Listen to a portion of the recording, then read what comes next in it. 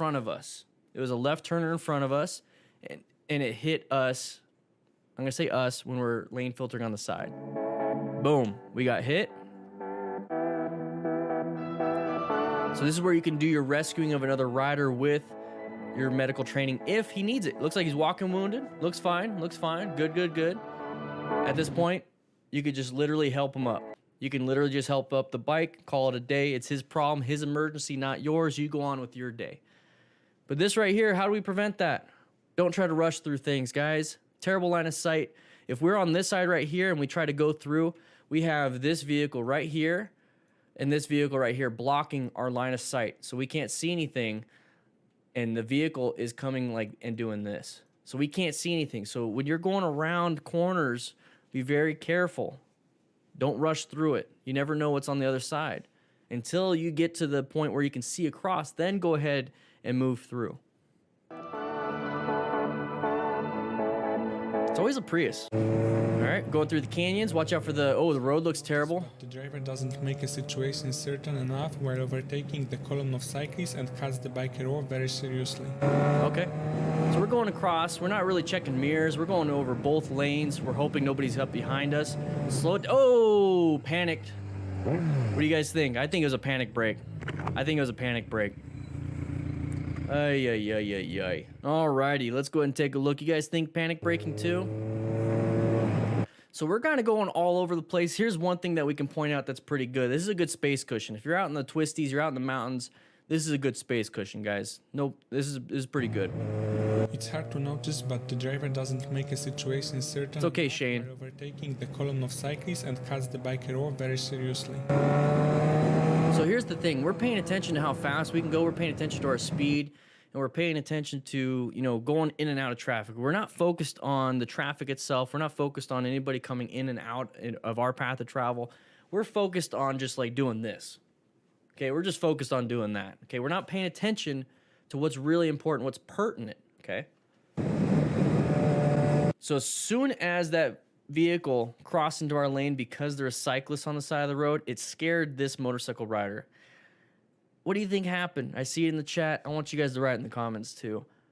It's a panic brake, guys. We slammed the brakes. It came out into our point of view and where we're trying to go, and we didn't know how to navigate that. Okay, we weren't really positioned for safety. We weren't locating hazards until last second, and we did some really terrible braking. You need to do progressive braking when it comes to something like this. You can decelerate enough to let the person in and then go, but we're not in that mental state of trying to figure out, okay, let's go ahead and get from point A to point B as safe as possible. We're trying to get from point A to point B as fast and as fun as possible. For me, I enjoy and have a great time riding, and I have a ton of fun just riding normal. I'm enjoying the view. Look how beautiful this area is. Listen to a little bit of music on your Cardo Pack Talk, you know, have a good time. You know, links in the description, you get a discount. It's all good, you know. But that right there is a massive panic brake. And that's going to cause us to crash. Now, everyone's going to be like, you know, in the motorcycle community, you know, why did, you know, it's your fault, buddy. The car cut me off. The car cut me off. The car cut me off. Why aren't we braking appropriately? Did the car say you don't have good enough skill to brake? Let's not blame others. This right here is definitely his fault. And I'm pretty sure, here's the thing. He's not a bad guy, probably.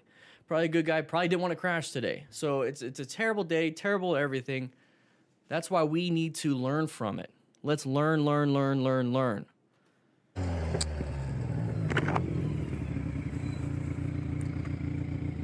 Thankfully, I think he's got full gear. Let's see. So we got moto boots, pants, jacket, gloves. Oh, no gloves. Sorry, no gloves. Helmet. Okay, I'm thinking it was down.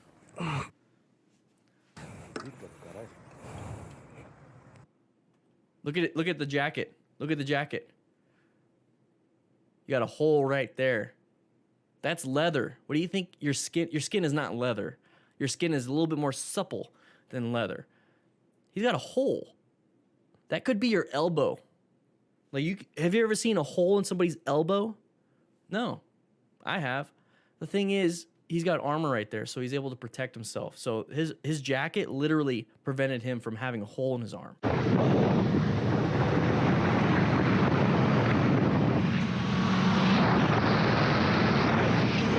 This guy, we're in the blind spot all the way. Yeah, we were in the blind spot. Good job on deceleration. So he applied some good progressive brake pressure, allowed the person in last second. But the thing is, I want you guys to find these patterns ahead of time. So we're traveling, we're doing good head checks. I'm kind of in the way. I'm kind of in a way right now. So we're moving. We positioned ourselves even better. So we were originally in the blind spot of this PT Cruiser. We decided to move over. So here's the thing, Neb, you did a good job there. You adjusted. So we planned for safety, right? So we positioned, located, adapted. All we did was adapt. That's all we had to do right now. Good job. So he's looking. So now he's coming over. We're still in that blind spot, you know? We're still in the blind spot, but now he's coming into this lane. I'm getting out of the way so you guys can see. So here's the thing. What we can do here is either accelerate through or we can decelerate so that we're consistently staggered. And Steve, welcome to the motorcycle gear giveaway, baby. Woo! The thing is, we can adjust by deceleration or acceleration. I prefer to decelerate because if I accelerate, then that means I have to decelerate even harder if I want to slow down. Plus, I could be going over the speed limit. I'm going to decelerate, let this person in, or this way I'm staying staggered all the time, okay? So let's watch this a little bit more. Yeah. Good look. Good. Progressive brake pressure. Started, boys. Squeeze. Good. And that's what he does right here. Amazing job. It happens, guys. It can happen.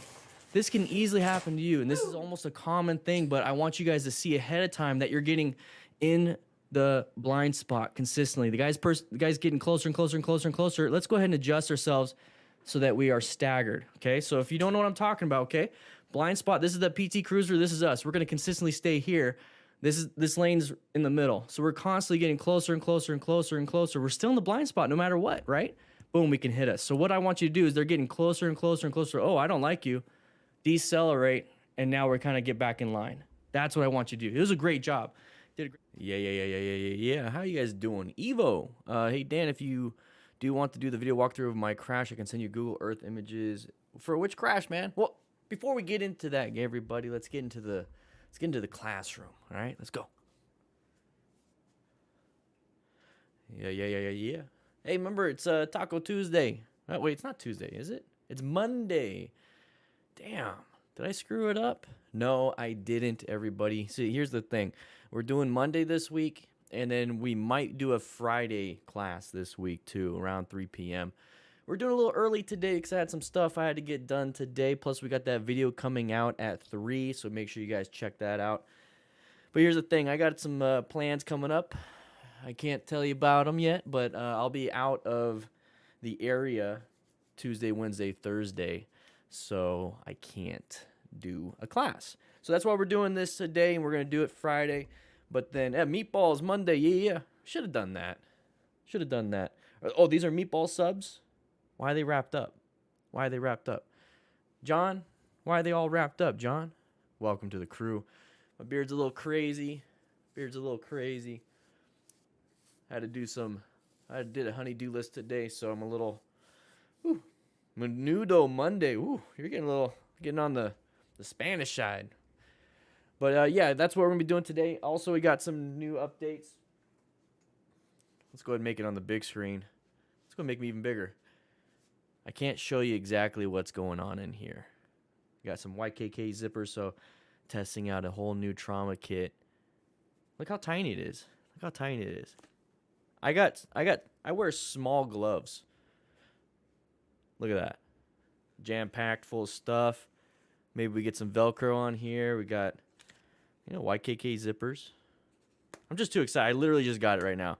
You can attach it to a few things. Can't wait to share what's inside. Can't wait to share. So what I have on my other kit, I have a DDF Crew patch. It's the old one.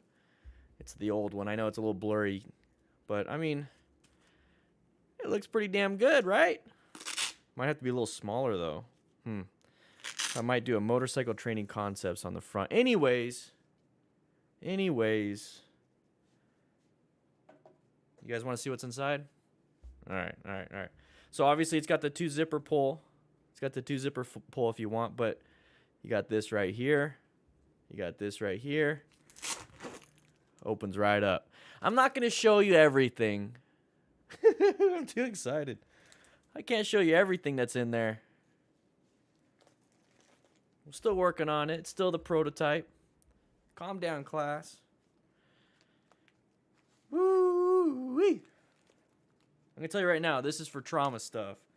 You're going to get at least 2 tourniquets. I mean, I already have the part list. I'm just trying to figure out what I'm going to share with you. All right, that's it. I can't. This is for a motorcycle, so it's meant for you to carry it on your motorcycle. It's meant for you to carry it on a backpack. And it's a lot smaller and more compact than the one I currently use, so I kind of like this one a lot more than what I actually have. So this is definitely something I will be using myself. Woo! Can't wait to share it. Cannot wait to share it. Woo-wee! Getting too excited. Can't wait. But before I even put that out, though, before I even make it available, I'm gonna get you guys the training first. That's the first and foremost. I'm not gonna be selling these without training, because it doesn't do you any good if you're out. You show up to a call or show up to a motorcyclist that's down. You're like, what do I do with it?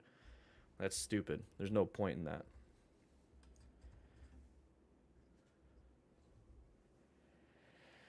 Oh man.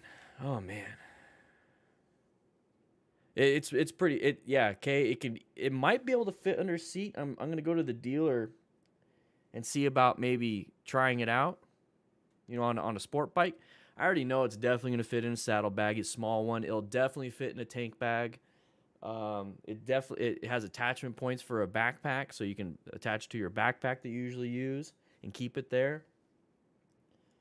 It's probably all you're gonna need when you get to, if you put it in your car. It's small, compact. Whew. Getting a little too excited, guys. We're gonna get started on this. You have to remember, though, you have to sign in. John Glass was a rookie for about 10 minutes. Got promoted automatically to crew member. See ya. Thank you so much. Appreciate it. You don't have to clean the bathrooms anymore. But once we get 200 likes to sign in, we got to sign in. We're going to go ahead and have a nice little chitty chat. Until then, ask me your questions. What's my opinion on Yamaha MT-074 first bike, Jiao Taito? It's a great bike. MT-07s are great bikes. I know a lot of people that started off on an MT-07. Just remember, it is it's like a 700cc bike. Basically, it's not an MT-03, it's not an MT-09, it's the MT-07. So you're kind of in between. So it's gonna be perfect for in town. It's gonna be perfect for out of town.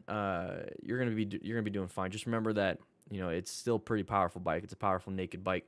So make sure you practice your primary controls.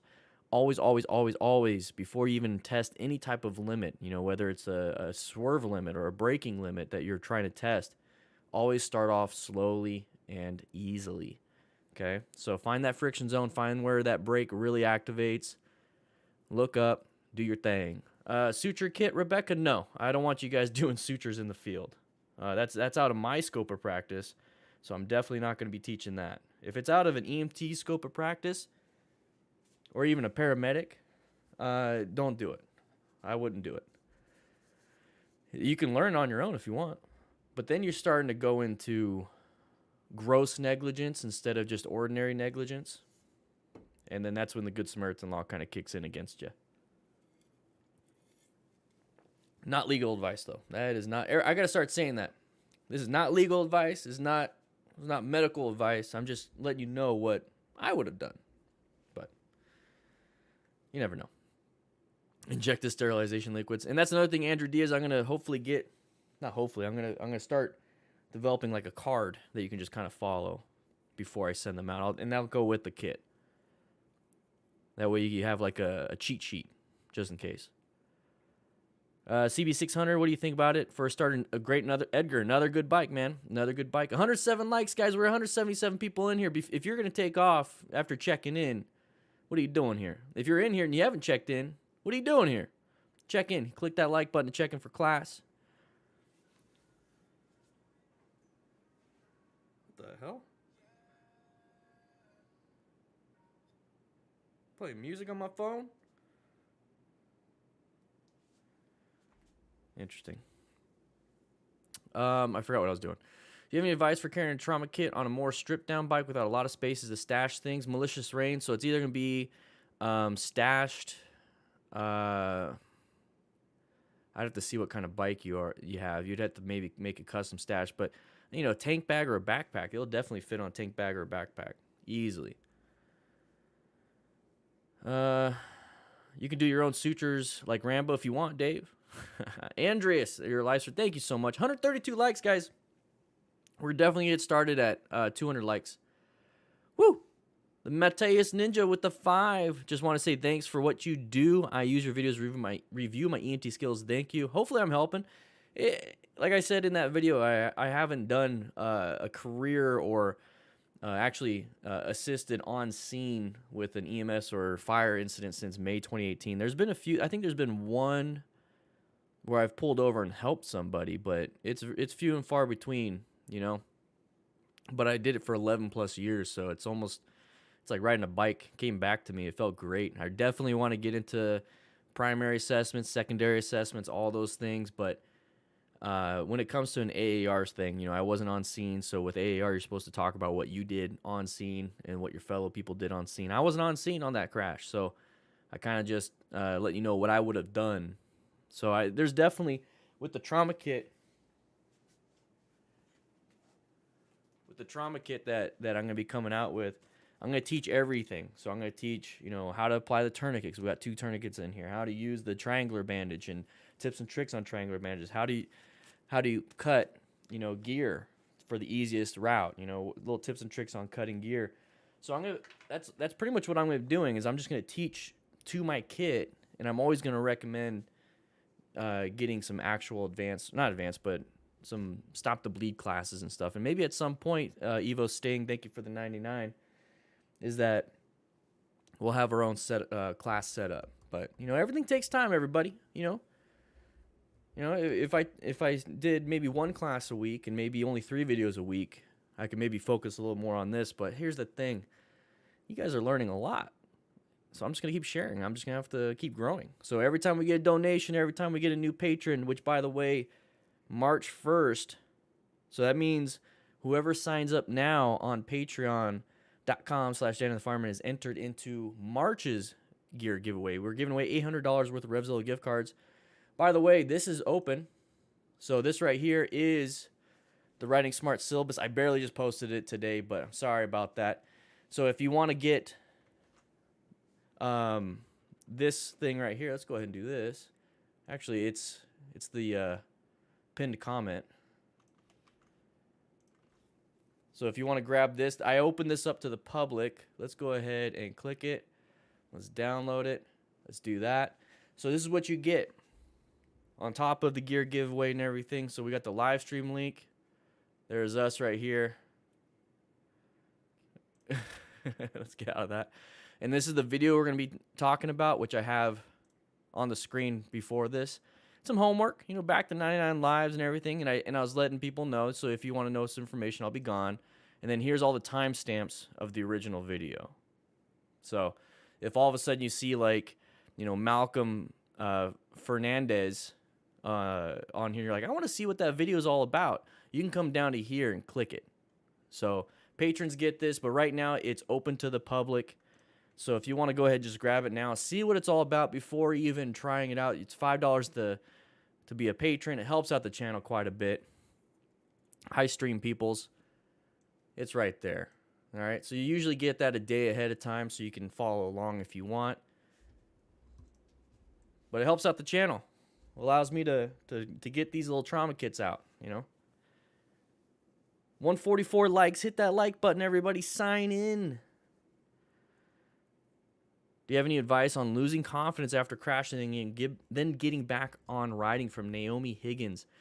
My only advice is here's the thing. Here's how adults typically learn. Okay, so first, I mean, there's the different kinds, you know, auditory, visual, tactile feel, so the kinesiology, and then a few others. But anyways, the main thing, it goes into three things. Okay, first you have to gather the information. First, you need information. So you're gathering information. You're typically watching somebody do it first. You're seeing how they're doing it, and you're like, okay, I need more information, or I'm good. Let's go ahead and start doing it. So the second step is you actually do it. So Marwin Van de Rutenbeek, welcome to the crew. So the second step is actually doing it, and you're going to suck at it. You're really going to suck at it, and that's where a lot of people get discouraged, and that's when usually people quit. The thing is, you have to understand that you're going to suck at it, and then with repetition and over time, with experience, you can get better and better and better. The third portion is when things start becoming automatic. So let's say you're doing, you're shifting. So you're practicing your shifting. Sometimes you're looking down, you know, where's my toes? Okay, you're looking at your left hand for the clutch. Okay, now I'm looking at my right hand for the throttle. Okay, it's almost like, it's definitely like multiple steps. On the third step though, when things become automatic, you're not even looking. It's just happening. And so now your brain's not using that. That's neuroplasticity. You start growing your brain, and you're starting to rewire some things, and automaticity. So it's basically a habit now. So that's kind of where it is. So then when you get into a crash, you start to question everything. That is back to step 2, where things start sucking a little bit.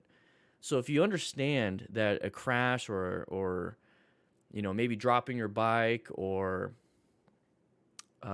just any minor thing, like you're out practicing, you put your foot down, that right there is just on the path of learning. The whole goal is to make it to where these mistakes, especially with the motorcycles, because it is dangerous, the whole goal with being in step 2 until it's become automatic and safe is to minimize as much injury, minimize as much permanent and life-altering issues. So in a crash, it sounds like you're doing fine. You want to get your confidence back up, Naomi. So just take it as it was a mistake. It was something I did wrong. It was something I can learn from. I can grow from. Let's get right back onto it. And so with that knowledge, I'm hoping you're going to be, okay, confidence, it's shaken. It should be shaken. Okay, good. Let's get back to practice. Let's get back to it. Let's get right into it. I'm hoping that's the aspect. Now, the step that I would take with that, after that knowledge, is I would go to a parking lot. I would go back to riding on the roads, but minimize as much risk. So maybe ride in a neighborhood instead of street roads, you know, with other traffic and lights. And then a parking lot, I'd practice whatever it is I messed up on. So was it a braking issue? Practice your braking. Was it a swerving issue? Practice your swerving. If it was a low speed issue, do a bunch of figure eights. Get used to that change of direction. Get used to that head turn. Get used to that movement. And then from there, your confidence will gain back up, and you'll realize it was your brain messing with you and not your actual skill. Was that good? I don't know. That's how I live my life. I just spoke from what I would do. I'm hoping. Naomi, let me know if that helps. I'm going to tell you right now, you're doing fine. You're right on the path. You're on the growth path. Failure does not mean that's as far as you get to go. Failure means, what do I learn from it? All right, let's move on.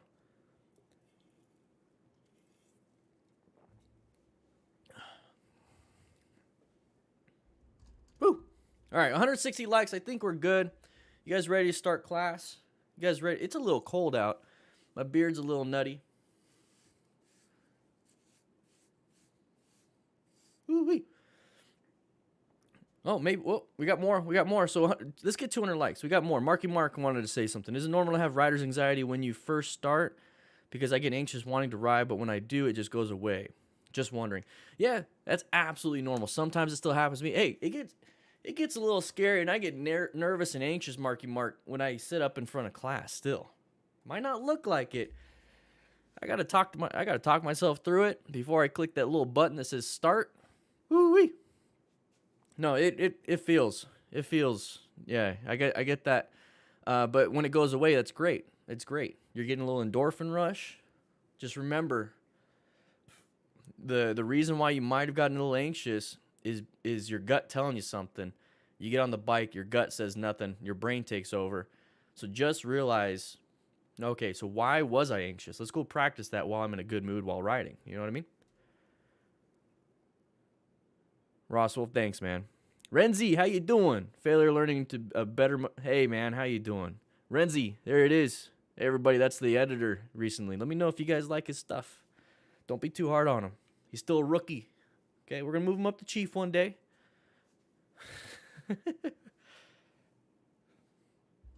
Can you discuss riding fatigue and how often we should be stopping for breaks? JJ Evans, I usually like to stop every hour. Every hour. Typically, if you're on an interstate, an hour is about, obviously 60 to 90 miles. And some people with the lower gas tanks, lower gallonage gas tanks might have to be filling up anyways. So every fill up, take at least 20, 30 minutes. Don't just fill up and then take off. Take a nice break. Get maybe 12 ounces of water in your system. And, do a pee break, stretch it out, get some blood flow, because you also don't want to get deep vein thrombosis and everything, sitting still too long. And then go ahead and get back into it. I would say a 4 to 5 hour ride, like actual riding, not the breaks, not counting breaks. So if it's a 4 hour ride, probably going to be a 5.5 hour trip. Okay, so with all the breaks, an hour and a half. So about like a 20 minutes each, hour. So with that, take that into consideration. I forgot where I was going. Hey, it's early for me. It's early for me. I had some honeydew stuff doing. Whew. It's a little early for me. I forgot what so breaks, fatigue. I gotta read your question again. Okay. Can we discuss riding fatigue and how we can be stopping for breaks? Yeah, so that's what I do. So the fatigue part is usually, if you ever do something for a while and you start to go into that white stage where you're zoning out, that's definitely when you want to do it. So that's your feedback. If you ever notice you're getting a white stage, that's your feedback to take a break. But I typically take a break every hour, so I minimize that feedback. Constantly checking mirrors, having music, changing up the music, changing up body positioning. If you're in a group, like you're saying in a touring group, have yourself a Cardo Pack Talk Bolt. Just nice little communication. Every like 10, 15 minutes, every 2, 3, 4 songs, ask your buddies, how you guys doing? Anybody need a break? Anybody need to pee? Okay, cool. Got it. Yeah, it's okay to do that. 185 likes, guys. We gotta get 200 before we start. That's how you check into class, everybody. You gotta check in. Grab yourself a piece of pizza. Grab yourself some burritos. I guess it's menudo. We got some menudo Mondays. I'm going to be a new rider in a few months, and from what I have seen, I've come to the conclusion that I need to prioritize a helmet, boots, gloves with sliders for the best chance not to die. Thoughts? Yes, that's your acquisition. That's your acquiring and utilizing personal protective equipment as a smart rider. The thing is, you want to be situationally aware, pant mover, and you also want to practice your fundamental skills. So speeding typically is what's going to be the big problems we're going to see today. All right, we got 200 likes. We'll get to after this question. Speeding is going to be the biggest problem. Panic braking is be a huge problem. Not seeing hazards ahead of time is a huge problem. The crashing and falling down, that is a result of failing at those. So that right there is what you need to work on. Cinecom Net, hey Dan, big thanks for all the videos and info. Been riding a 125cc for all the years, and do my exams for the bigger bikes next week. Hey, woo! Glad you're able to do that and get your bigger bike. So I'm assuming, was it A2 license? A1, A2? I don't know. I'm assuming because only in America you don't have to do that. Everywhere else you have to do that, which honestly, I think you should. If you guys want actual on-bike stuff, here's the thing, there is a second channel, Motorcycle Training Concepts, right there. You got the B license, so A and B. Okay, so it's almost A. Yeah, well, there it is. Hey, you're going to have a lot of fun.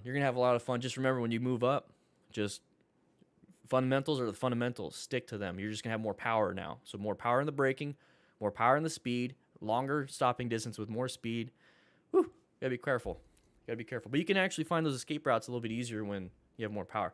But yeah, we got that second channel, Motorcycle Training Concepts. Here we go, guys. We're gonna get going. Click that little record button for Renzi. Here we go.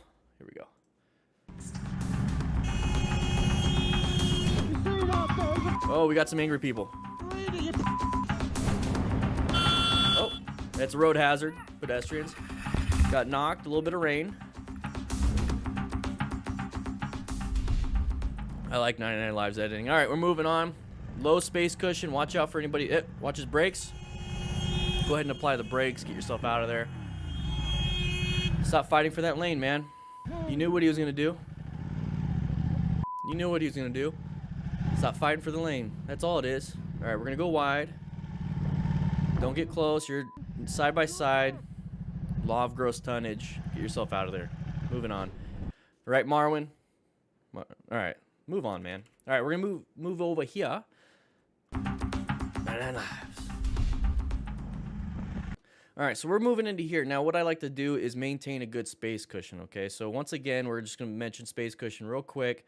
This is your space cushion. So this way, if I had to slow down and stop, I can hopefully stop right here and not hit him. So if we were super close, I could hit him. Hopefully I don't. Also, what's going to happen here, this is our line of sight. So we're right in the middle, so we're in lane position 2. So what's going to happen is our line of sight kind of ends right here. Now, what I want is our line of sight, so if we're on lane position 3, we can see even further. But it looks like we can see pretty far, so his line of sight's pretty good. The whole thing is about planning a ride, position for safety, okay? Locate the hazards, adapt the hazards, navigate those threats if they can become a threat. So we're getting over here. He did a quick check because he saw something coming up in his peripheral vision, very good with situational awareness. He did a quick little head check, so he did a little, glance using some peripheral. He's going to switch lanes. So we're going to switch lanes. Now, here's the thing. If somebody, and I know it's pretty hard to do all this at once, and this is why we do an after-action review. If you see anybody with their brake lights and there's nobody in front of them, more than likely they're making a decision to move a different lane. Okay, so if you look at an intersection, we should be in orange stage anyways.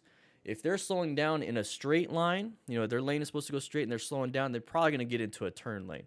So we're going to get over here, and we're looking forward.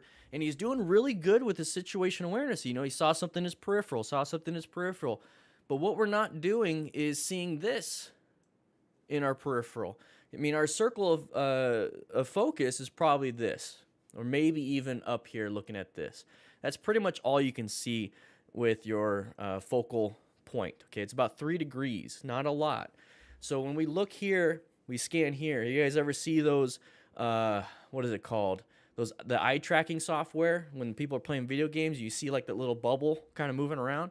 That's the focal point, okay? So that's the focal point. Everything else is peripheral vision. Now, all we can see is on a screen. We don't see the full 360 or even, I'm sorry, not 360, 180 degrees if you're pretty good. The thing is, if our focal only stays here, only stays here, only stays here, only stays here, and only scans back and forth in our own lane, the thing we're missing is scanning here, scanning here, scanning here, scanning here, scanning here, scanning here, scanning here.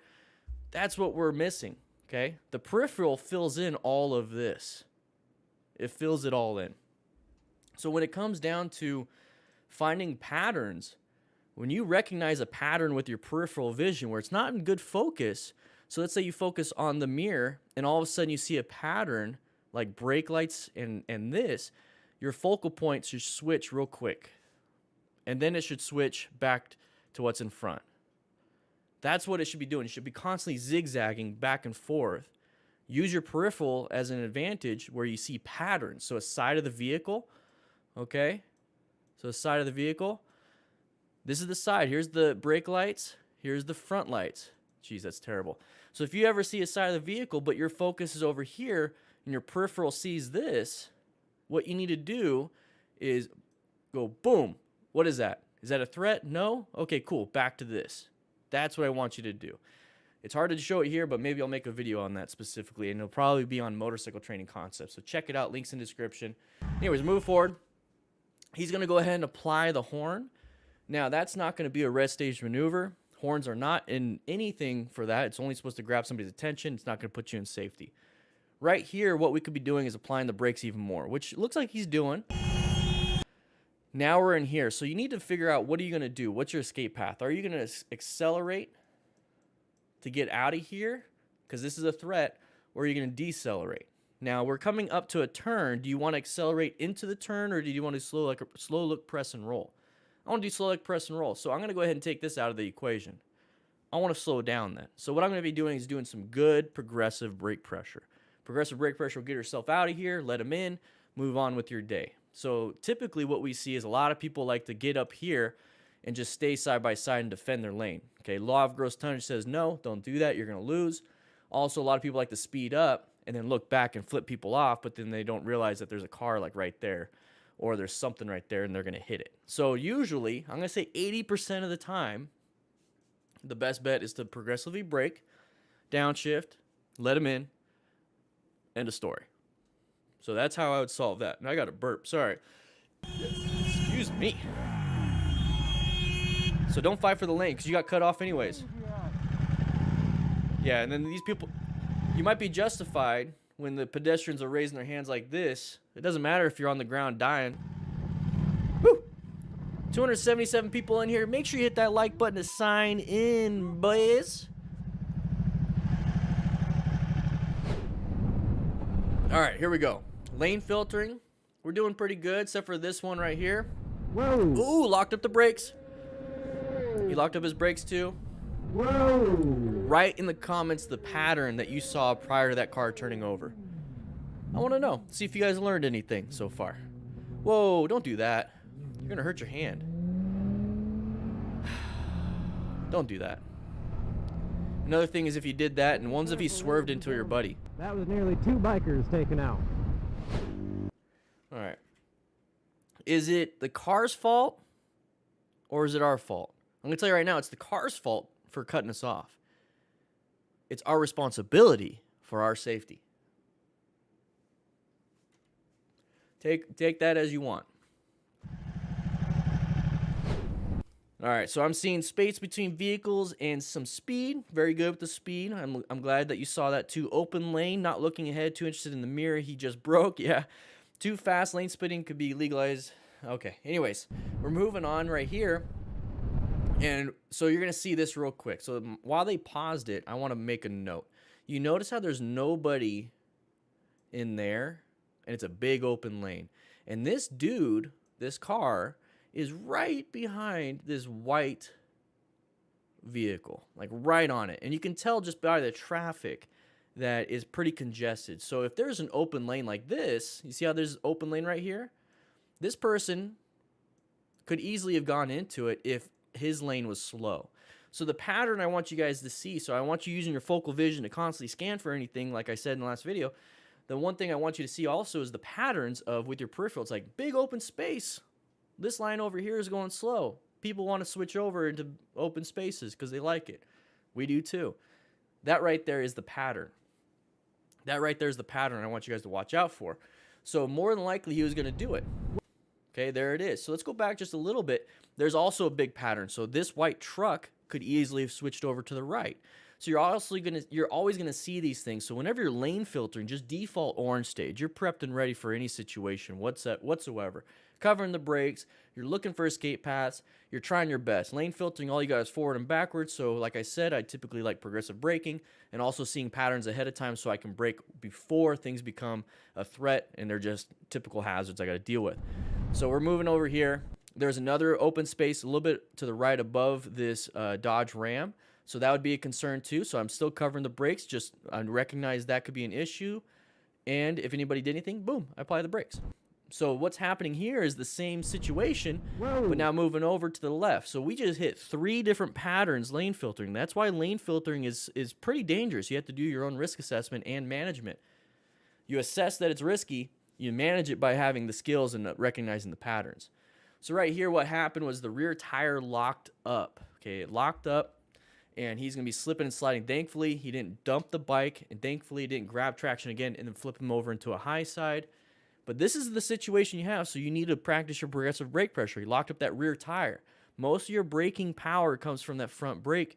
That's why you need to squeeze that front brake until you grab traction. Then you can squeeze more and more and more and more and more.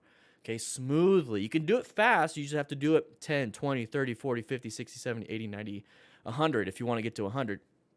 But you have to go 10, 20, 30, 40. 10, 20, 30, 40. You can do it quick. It just has to go in that pattern. So when you get that, you're going to stop quicker. You're not going to lose a lot of traction on the rear tire. So thankfully he grabbed. Typically it doesn't until he's almost sideways. He dumps the bike on a low side or he flips it on a high side. So thankfully he kept it up. Now, our guy did the same thing, okay? Whoa! So that's all I'm going to talk about. Now, right here, we should have recognized it. You're going to be scary. You're going to be scared. It's a scary situation. And now we've got issues, and we're going to be mad. Now, what you do with that anger is up to you. that anger is only coming because you got surprised. So for me, if I get angry and I get surprised, I don't want to be surprised. I don't like being angry. So what I'm going to do is I'm going to take this as a lesson and do better. Thankfully, it was a close call, not an actual crash. Cinecom, I helped you out. Woo! Helped you out without even looking. Don't do that, guys, by the way. Don't do that. So we can buy the Discord, by the way. Discord is absolutely free. We got 6,000 members. Join up. We have a mental health section. We have a badass crew that can help out with anything on the new rider question area. We got a lounge to hang out in. It's absolutely free. Links in the description and the comments. Gentlemen, that was nearly 2 bikers taken out. All right, intersection coming up. Uncommon thing, we got somebody coming in our way. Okay, you're right away. Doesn't matter. Does not matter. Whew. That was a line of sight problem. Get out of the way. Get out of the way. Let them in. Non-issue. Sorry. Read it, you off, you All right. I was in the right, okay? I had priority on my side of the road, and they should have stopped. He's doing his own AAR. Okay, so he did his own AAR, and the AAR consisted of they were wrong, I was right, therefore nothing could change outside of them changing. That's not how I want you guys to be thinking. Okay, you can't change other people. You just can't. Okay, if you change yourself, maybe you'll be a good example for someone else to change, but you're not going to be able to change anybody else without an actual conversation, without actually getting rapport, without actually empathizing with that person. And an interaction like this, you're not going to get any of those things. So anyways, here we're going. We have a crest of a hill. You notice how it's a little bit harder to see over the tippity top. That's a crest of a hill. It's like a blind vertical turn. So think about that. So if that means it's a line of sight problem, therefore you need to go into orange stage whenever you have low vision. Okay, orange stage, low vision, especially intersections. So you see a lot of cars poking out here and there. Now he's going to indicate that he's got the right of way, but take a quick look. If one car is going to go ahead and do this, just assume there's going to be another one, Kevin. Just go ahead and assume another one's going to do that. So what we're going to have is we have terrible line of sight. You don't see what's behind that vehicle. There could be somebody else. So until you see, because that's where your path is going to go, until you see, don't go. It's just like if it's green, doesn't mean it always means go. It means you need to look both ways a couple times and then go. So we're going to do this. Yeah, I know, right away. There's that secondary, okay? This person already made that choice to go. Now, what we can do is get pissed and try to take it, but then we start going into the whole law of gross tonnage, everybody. You just can't do it. You're going to lose no matter what. We're on a little motorcycle, and we're a little teeny tiny person. They got a full engine. They got a crumple zone. They got everything. They're going to win, okay? You're going to get hurt. They're going to win. So as soon as you see that, what we need to do is go ahead and decelerate. Now, here's the cool thing is that we recognized back there we should be in orange stage, right? So in orange stage, what we're doing is we're covering that front brake. So now we just reduced our perception. We just reduced a little bit of our reaction time. And now all we have to do is squeeze for that braking distance, and that equals total stopping distance. So the point of going into orange stage is to be situationally aware, smart rider, seek out and recognize, maintain your fundamental skills, and that's where that front brake really comes in. That's a fundamental skill, progressive brake pressure. And then if everything fails, you're acquiring and utilizing personal protective equipment. And then if that fails, hopefully somebody's going to be able to rescue a rider. That's why they're smart rider principles. So once again, we should be recognizing this was a hazardous situation, orange stage, so we're covering that front brake. As soon as we see that pattern right there, what we need to do is start squeezing. And from there, we could possibly slow down and stop, like he kind of did, but he almost like dumped it. You'll hear it. And you let him out. Non-issue. Non-issue. I swear, this happens all the time. We should not be slamming the brakes like that. We really should not be slamming the brakes. We should be applying the brakes way better back there. So we didn't maintain our fundamental skills. No, back. And then we get mad because we got surprised. I don't want you guys being surprised. So I'm showing you all these things so you don't get surprised. Read it, you off, you Yeah, it's just not nice. I was in the right, okay? I had priority on my side of the road, and they should have stopped. It's true, but whatever. Anyways, rain, watch out. Low traction issues. Okay, that guy's not going in the first available lane. We got surprised, and we dumped the bike. It sucks. I just don't want you guys to be surprised. Are you alright? Yeah. Where the hell did you come from? From my green light. The green arrow and everything. Alright, well let me pull my Why do you think he, Okay, so he didn't see. Why do you think he didn't see him? Look at the screen we have now. We got water droplets. Do you think it might be on his windows too? Also, you know, inattentional blindness, motion-induced blindness, too much going on because he's going to a construction zone.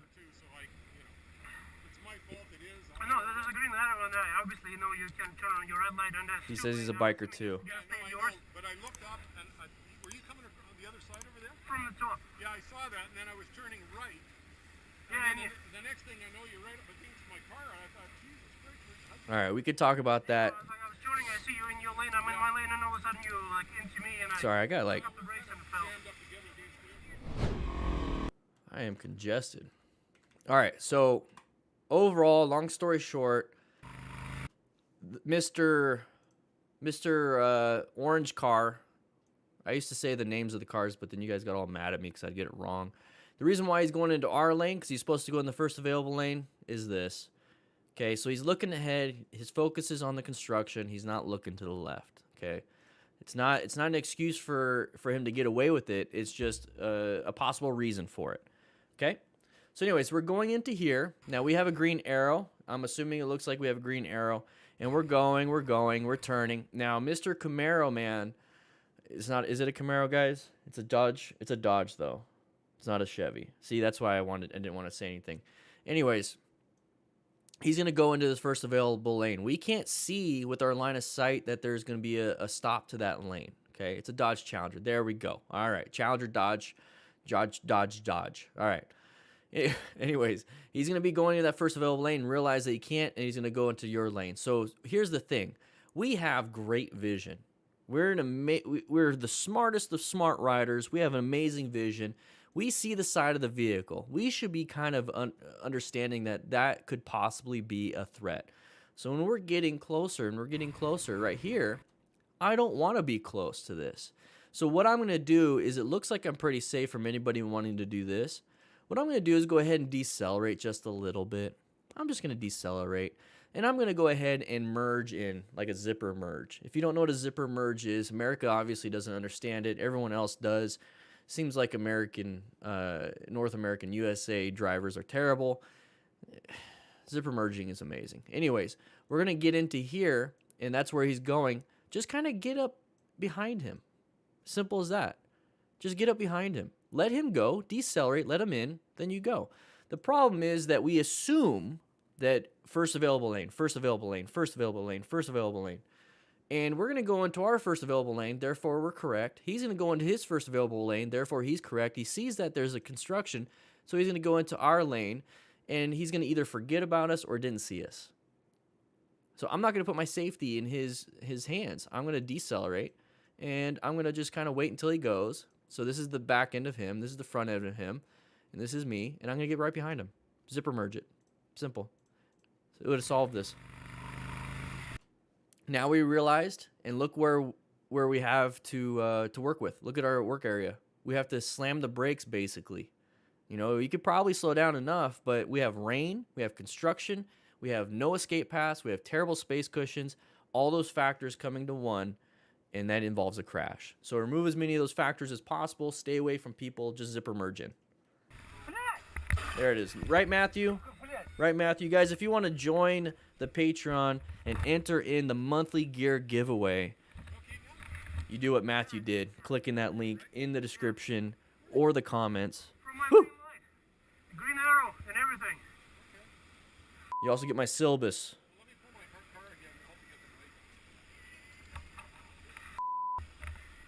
Let's go and skip this.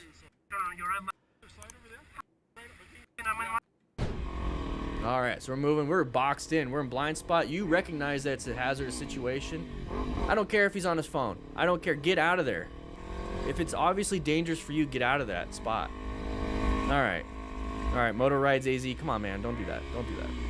Look ahead. You got something. There's an open lane for... Is it really worth it, bro? What you doing? Playing Pokemon Go or what? So? Come on, bro. We're not cops. We don't enforce the laws. And here's the thing with that. What? Take a look at this. Come on, bro. It's Arizona. We were so concerned with the people on our left that we didn't even know that this truck was coming up. Very dangerous. We're just sitting there just messing around. And now we're going to lane filter. Not legal, very dangerous. And then when we just take a quick look at this, because we talk about patterns, now we're speeding into an open lane when the lane on the left is going slow. So this person can easily just say, screw it, and we're accelerating, boom, we get hit. So overall, giving you an F. All right, moving on. Moving over here, side of the vehicle once again. Supposed to go in that first available lane. Great swerve, great swerve. Woo, baby. Trick Wonders, good job. Callahan 73, welcome to the crew. Entered into the motorcycle gear giveaway. Oh yeah, check all the perks you get, like the course syllabus and everything before the class. All right, what do we got? We got more? We got more. Oof. No, please don't. Bad line of sight, no stopping distance. Now we're getting close to this truck. We're gonna get back into our lane. We're getting agitated and angry. It took us a while just to catch up. And what are we gonna do? Lane filter, just so we can hit a mirror. Trick Wonders, we're putting ourselves in danger just for, and then we're gonna, ooh, no. Oh. Ooh. What are we doing? Idiot, bro. Man. I just gave you a compliment, too, on your swerve. All right, you get to keep the compliment. You get to keep the compliment. All right, so we're moving into an intersection now. Left turners, right turners, basically anybody going in the path of travel. It's very dangerous. That's why we go into orange stage, because we're prepped and ready on intersections. So intersections are default orange stage. Corners are default orange stage. Get that in your head. So we're going over here, and we see the side of the vehicle. Now, we're in the middle lane. Once again, we're supposed to do the whole first available lane thing. Don't trust it. Never do. We've already seen it on this live stream. So what's going to happen here is that we're going to be getting close to each other, and thankfully, he was situationally aware to be able to swerve left. Okay, very good. So great swerve. This is why you practice your swerves, because at this moment, his total stopping distance isn't good enough. We would collide into the side of the vehicle if we tried to stop. So this is why you need to be able to practice your swerves, okay? So he's going to go ahead and swerve. And Gaming and Mods, welcome to the crew. He's going to go ahead and move over to the left lane. Did a great job on the swerve. That's all it took. Now we're out of danger. Move on with our day.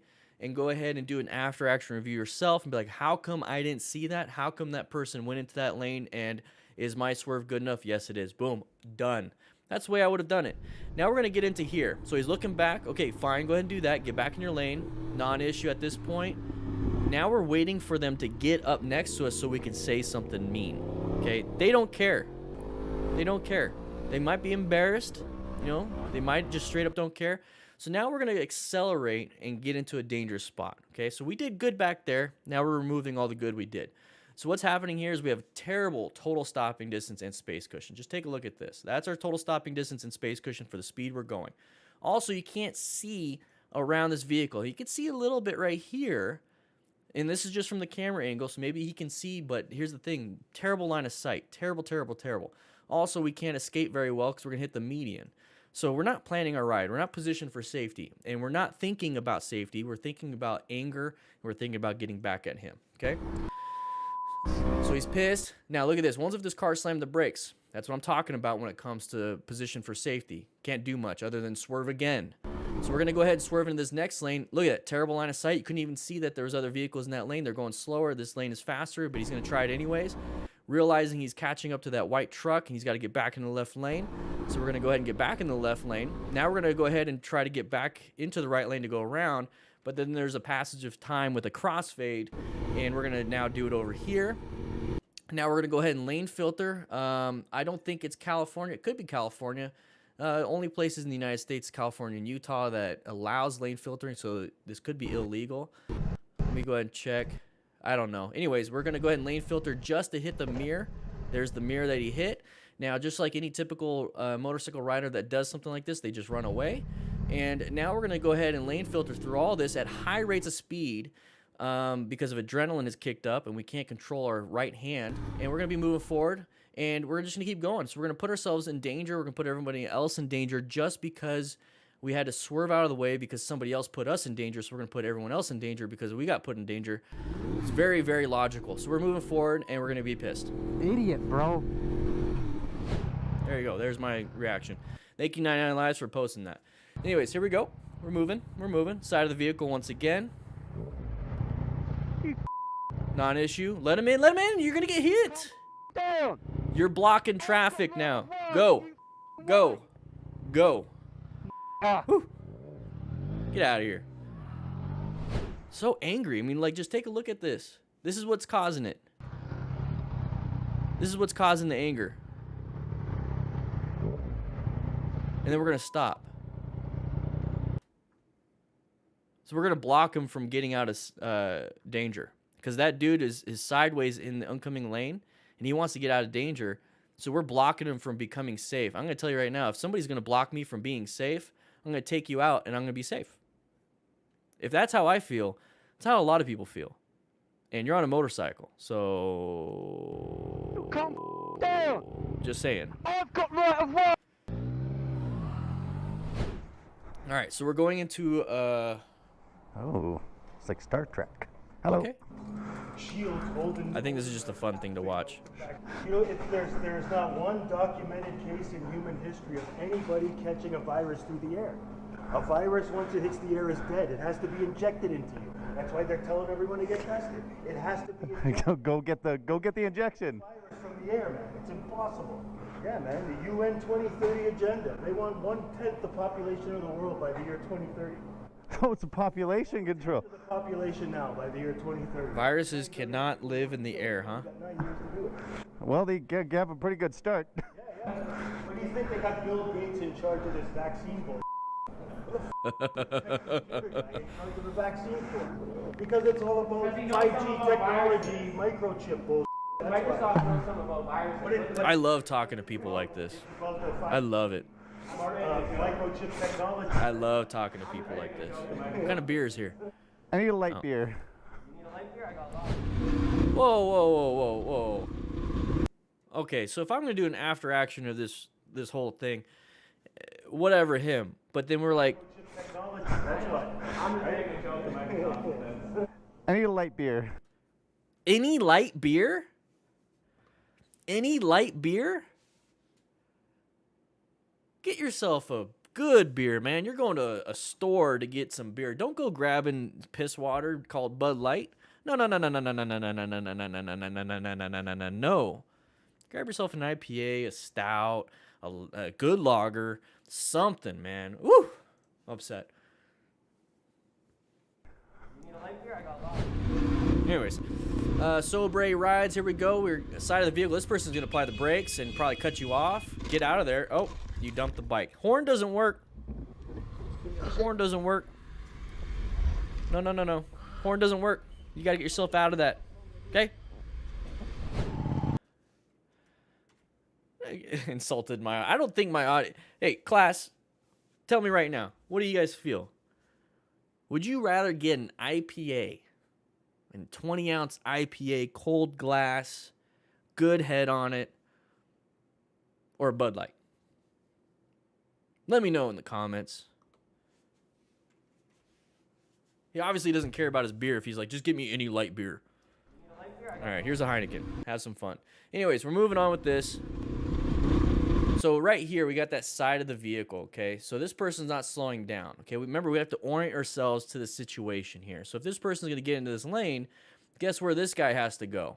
Do you think people like this like to slow down like us? You know, when we talk about these things? No, people don't like slowing down. They were just going to go ahead and take this lane from us. Plus, we're in the blind spot. Can't be seen very well. He assumes that this person is the only person he has to worry about. So there you go. Deduce the situation. We're moving on with this. And then he's going to go ahead and scoot over, and we're going to apply the horn. Okay? This is where we got to get ourselves out of the dangerous situation here. Apply the brakes. Apply the brakes. Get yourself out of there. Whew. Escape routes can be behind you. Okay? Deceleration is an escape. See, it doesn't work. Does not work. What is your horn going to do? Is it going to push him into the car Do you think the white car wants to hit another white car, or would they rather hit a motorcyclist?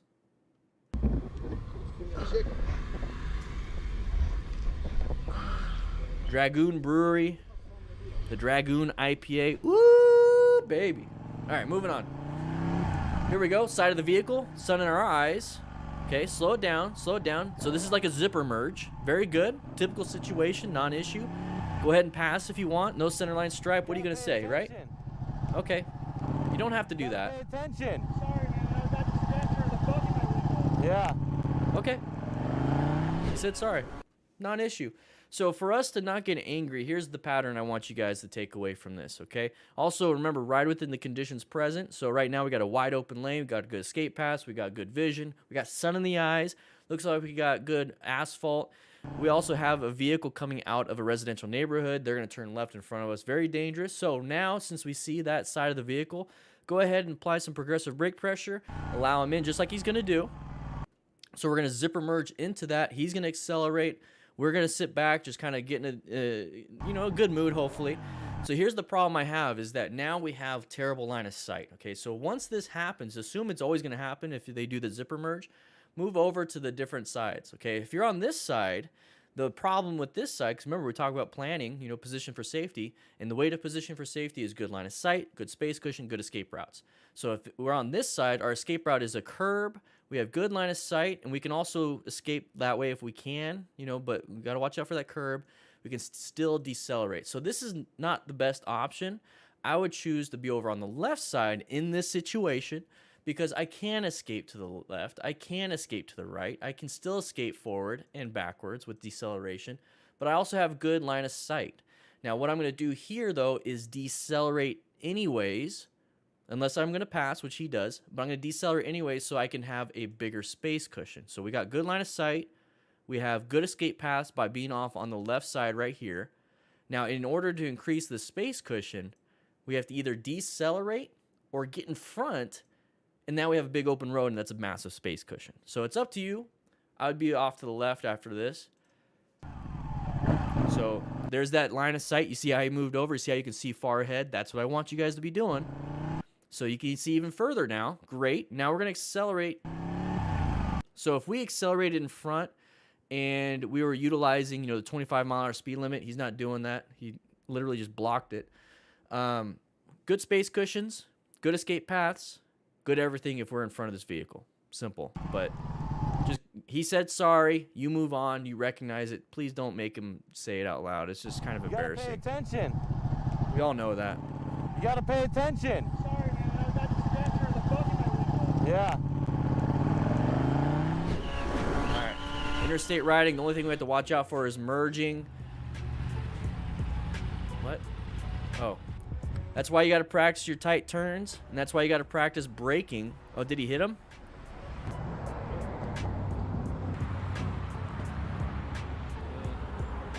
Oh, I think he hit her. I just got in a crash. Yeah, I'm sorry. Dang, I just messed up the homegirl's mirror right here. I'm sorry. Yo, that's crazy. Damn, see what you guys made me do? Hey, Troy. Got a number, didn't you? And that's how you get the number. Hey, you gotta hit the car. Hey, she's pretty cute. Yeah. There's two good. This video is all... When I hear this video, I hear the text messages and then the LOLs at the end. Like, this is the first time I'm ever hearing it happen with speech. Like, almost every sentence has a so it's like, it's almost like somebody's texting it and then putting LOL at the end, but in real life. Anybody else get that? Things about this thing. Or there's a bad and a good. One, I just hit her car, the lady right here. Two, we got her number for insurance. Sorry, I'll text you when I...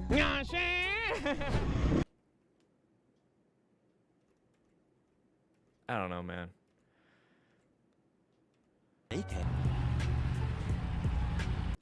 So he hit that. Okay. All right. When I... Moving on. So we're going to go into a corner. Watch out for the road debris. There it is. So it looks like oil. Looks like oil. Thankfully, he's got gear on. Ugh. Got road debris. Got oil. You got to watch out for that. It's not water. Here, and I'll talk about it a little bit. Not too much. All right, let's go back. Let's just do it. So we're going into here. Now, the reason why you can tell it's not typical water, obviously there's no sun, or not sun. There is sun in the sky. There's no clouds. It wasn't just raining. And then typically when you see this and it goes with the path of a typical travel of a vehicle, that's not water. Okay, with good road design, the water goes off to the sides from the middle. And if it's staying there, it's probably oil. And here's the thing, just don't ride in it. Why are we riding in that exactly? Just move off to the sides a little bit. Okay, so road hazards you got to watch out for. Okay, you're looking forward, you're scanning, you see a road hazard, you look back up and then use your peripheral to see that road hazard so you can still look through the turn. But that's not what we did. We stayed on it, and we literally just lost traction.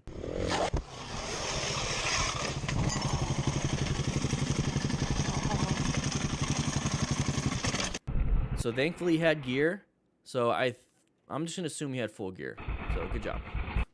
There it is. So thankfully he had a jacket so it absorbed that impact. You don't want to get the elbow into it. All right, watch out. Checking your mirrors. Look forward. You got a lot of pedestrians. People don't look. People really don't look. So you got to watch out for that kind of stuff. So don't accelerate into uncommon things in common situations. Go ahead and decelerate, see what's happening, and then move around them slowly. I get it. It's their fault.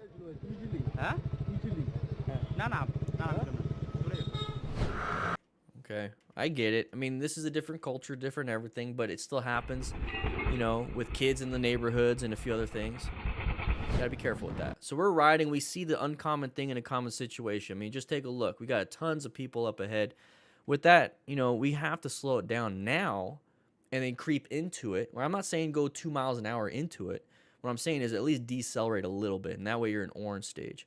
So we're decelerating a little bit, going in orange stage, and then we're gonna be like, what's going on here? Maybe do a little honk right now. You know, just say, hey, get out of the road, and then let him get out of the road. But now we just slammed the brakes. You see that massive jostle? We slammed the brakes. Now, thankfully, he had traction because typically you would dump it and fall down, and that's not what we want to do.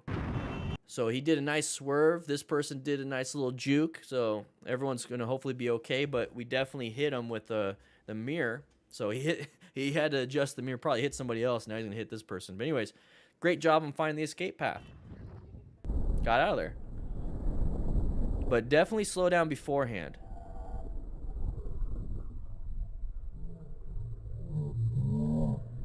Whew. So on Friday, what we're going to be doing on this Friday, we're going to have another live stream, or maybe Saturday, depending. And we're going to announce the February gear giveaway winners, everybody. So right now, if you enter on Patreon, if you join Patreon right now, or if you're already on Patreon and you got charged for March, you're going to be entered into the next giveaway, okay? So this Friday, we're going to announce the winners. So there's a $400 gift card for first place, $250 for second, $150 for third, and we're gonna adjust it. Once we hit over 500 patrons, we're gonna adjust it to $1,000 total. Okay, so I'll go ahead and let you guys know when that happens. I'll probably update it on the website. The giveaway is not international; it's only United States. All right, moving forward. Oh, good swerving, good braking. So he's gonna brake right here. That person stopped. Okay, now I gotta adjust. Did good. All right, so we're moving over here. Lots of traffic. Watch outside of the vehicle. Good job with the braking. Now get out of the way, though. Why do people stop? Why do people stop like right there? Be like that person and go. Just get out of there. Oh my gosh. All right, so we're moving forward over here. It says slow for a reason because you typically have cars. You know, it's probably a neighborhood. There's that side of the vehicle. Stop off. Intersection. That's why they want you to slow. Look at these clues on the road. Whether it's a sign. Look, we're going to dump the bike because we don't know how to do a U-turn. Now we're going to get backed up into. I apologise, mate. I'm sorry. No, that's all right. I'm sorry, mate. He was moving it a bit, that was all. I'm sorry, mate. Yeah, no worries, mate. If you're sorry, mate. No worries at all. Okay, Psycho Paul. Earlier in the stream, you weren't very nice, but that was pretty good. All right, cool. Let's go ahead and take a quick look at this. All right, so we're riding, you know, on the on the road, obviously, and then we have sun in our eyes. Now, just take a quick look. We have a sign that says it's an intersection. We also have a sign that right there says slow. That is a clue. So just go into orange stage. Just go into orange stage. You don't know. You can't see with these hedges. And that's kind of the point. I was looking up some road design, and narrow roads like this with hedges like this are supposed to indicate that you have terrible line of sight, so you should be going slow to anticipate anything coming out. So therefore, it's a safer road than these big wide roads that we have in the United States where we have great vision. With that, we're supposed to think it's supposed to be safer, but actually it's not, because we're hauling ass because we have good vision. So here's the thing. If we have terrible vision, drive slower, okay? It's a blind driveway here. So we're moving up here, and we had to zoom in on the GoPro, okay? It's to indicate that there's a side of the vehicle. Now, this person should be applying the brakes progressively, right? And it should be pretty simple because we go into orange stage, right? So with orange stage, we already rolled off the throttle a little bit, maybe reduced the miles per hour by like 2 or 3, not a lot. So we got a little bit of engine braking, a little bit of front tire pressure. You know, it's doing pretty good on the traction. We're also covering that front brake. So if we see a side of the vehicle like this, all we have to do now is we don't have to, you know, first we have to perceive it. Boom, we already perceived. Okay, here's our reaction too. Instead of going from here to this, we're already covered. Boom, look at that. Great, right? We reduce our reaction time also. And we're just going to squeeze a little bit. And we reduced our braking time and distance, therefore total stopping distance. So orange stage is going to shortcut your braking. It's going to help you out with your braking. It's going to make you brake even quicker if you're situationally aware. Inside of the vehicle is that pattern we got to watch out for. So we see that progressive brake pressure. And now that the vehicle is out of the way, you can swerve left if you wanted to. And then we're going to get pissed. We don't need to get pissed. Now we're going to do a U-turn. We're putting ourselves in danger. We're not even checking behind us if there's a car. So we're going to do this. We're almost going to fall down. He stalled the bike. So practice your tight turns. Now here's the thing. If we stalled the bike and somebody was coming up this way, we would have just gotten hit and we had no power to the bike to escape. So this is why I don't like this. I don't like having to do this because we're now putting ourselves in danger for no reason. So practice your tight turns anyways. Practice your U-turns. If you do want to do this, You drive? which we have on Motorcycle Training Concepts, by the way, how to practice those things. I apologise, mate. I'm sorry. No, that's all right. I'm sorry, mate. He was moving it a bit, that was all. I'm sorry, mate. Yeah, no worries, mate. If you're sorry, mate. No worries at all.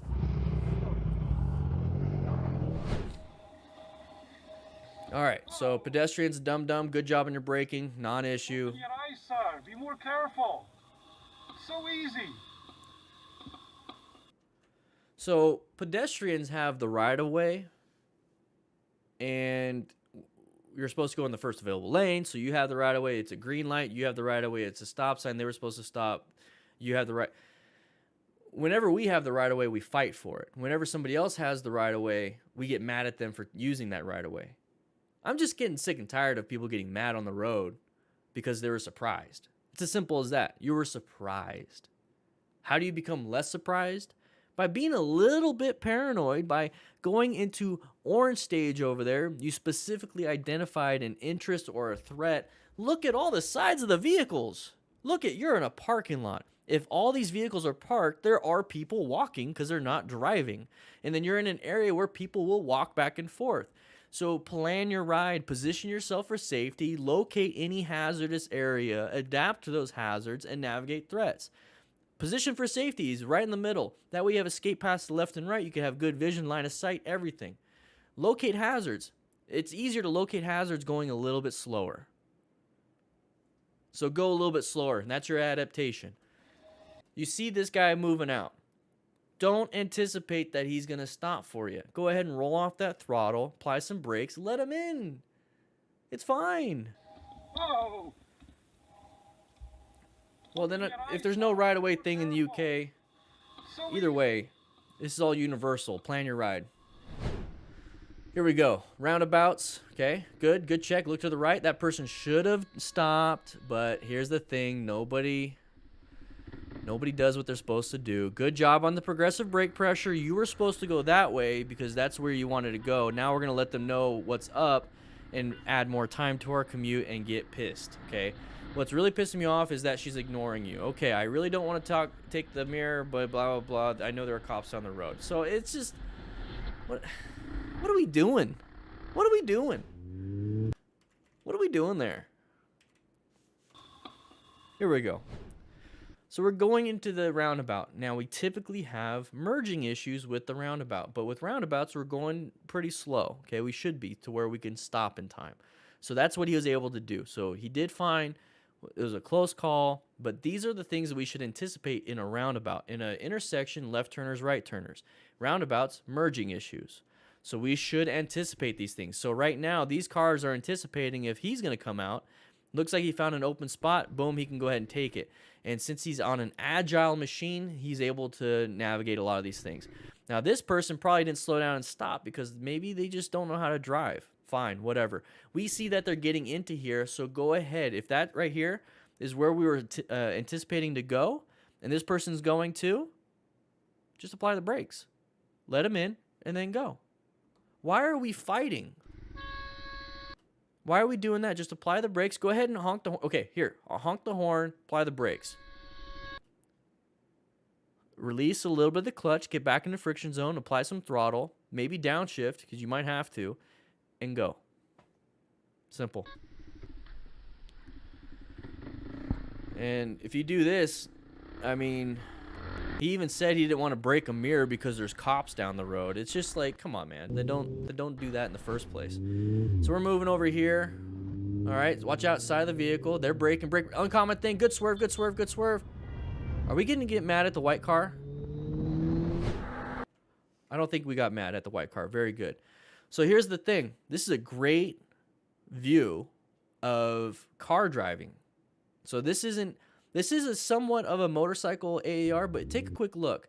So let's go back just a little bit more so we can see it. All right, so we have that black car up ahead. Okay, we have the black car and then the white car. Now there's going to be, whoa, I did that again. There's going to be a car that I think comes out, or you see the brake lights, and this car is going to stop. This car is going to have to stop, and then this car is going to have to swerve because he can't stop in time. So let's take a quick look. Okay, so that car right there switched lanes in front of the black car and then slammed the brakes, so the black car has to slam the brakes, and then this car either has to slam the brakes too or find an escape path. So let's take a look at it again. So brakes, switching lanes, brakes again. So brakes, now they're going to have to slam the brakes. And that black car almost didn't make it. And this white car understands that they're not going to stop in time. So what they did, thankfully, they had good, smart driving skills and found an escape path because they knew their total stopping distance wasn't going to be good enough. Now, thankfully for us, we have an amazing position for safety. We have great vision. We have great total stopping distance, and we have an escape path to the right if we wanted to. But here's the thing: we don't have to escape left or right. We can also just decelerate, and that's an amazing space cushion. Got to watch out for the person behind us, but I think we should be good. Okay. Let's take a quick look at this again. So what's going to happen, and this is what typically happens with car accidents, and this is why I don't want us to be stuck and slam the brakes and get right behind a vehicle, is because typically what happens is this black car will be able to stop in time, but barely. And then this white car, if they decided just to apply the brakes, wouldn't have stopped in time and slammed into the back of the black car, and then that black car would have slammed in the back of the vehicle that originally stopped. So it'd be a 3-vehicle accident that happens all the time at intersections. My big concern is that we're going to be motorcycle riders in between here. Okay, we're riding right here, and we decided to slam the brakes and be like, whew, we made it. But we're right behind that vehicle, and then this white car is going to slam into the back of us, and we're going to get sandwiched. So I like to swerve a lot. Okay, I'd prefer to swerve than brake, but I use braking to buy myself some time, and then I swerve if I can. So here we go. So if we're in the middle of that and we got hit, we would have been screwed. That white car did a good job. White car did a great job. Smart rider, smart driver, whatever you want to do. You can still do it, guys. Seek out situational hazards right there as a car driver. Maintain fundamental skills. So swerving, braking as a car driver, acquiring, utilizing personal protective equipment. Hey, a seatbelt is personal protective equipment. Hey, also airbags are. So if you can afford it, get some airbags too, some really good ones. and then rescue another rider. Get yourself a trauma kit for a car. You can rescue other drivers or riders. Teach a mentor. Maybe teach a little kid how to ride and drive. Not a little kid, but legal age. Anyways, moving on. So thankfully, we were able to get out of that. Last thing I want us to be is stuck in between here. That's the dangerous zone. This person right here caused the whole issue. Was pulling out from a parking spot. Gotta pay attention.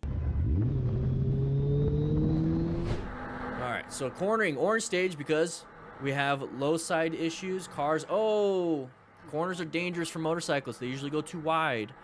So the whole knee down thing, I don't recommend it as a commuter rider or just you don't need to do knee down. If you're getting so far down in your turn that you have to get your knee down, then you're going too fast. Okay, the only time you should be doing anything like that is on a track. Okay, I understand body positioning and everything, but you shouldn't be leaning so far that you need to get your knee down. So far, decent body position. The head is still center with the bike. You want to get it more off if you're going to be doing stuff like this. But the main concern here is I just want you to do slow leg press and roll. If you're a new rider, or even if you've been riding for a long time, the fundamentals are the fundamentals. Slow leg press and roll. You can start adding in trail braking and other things if you really want to. So the thing here is just go middle, middle, middle. Slow leg press and roll. You have oncoming traffic, so if you're in the middle, you have a good space cushion from oncoming traffic. You have a decent space cushion to the right, too. Also, if you do slow portion, it's a better chance of not going wide because you're not pushing yourself and slingshotting out. And you can always add speed later when your nose is facing where you want to go and you can roll on the throttle. Practice, practice, practice that. Tell yourself that beforehand. Slow down more than you think you do or you need. So right here, we got ourselves in this position. He's kind of crossed up. His legs, his lower body's low and the bike is low, but his upper body is high. Okay? That's not a good thing.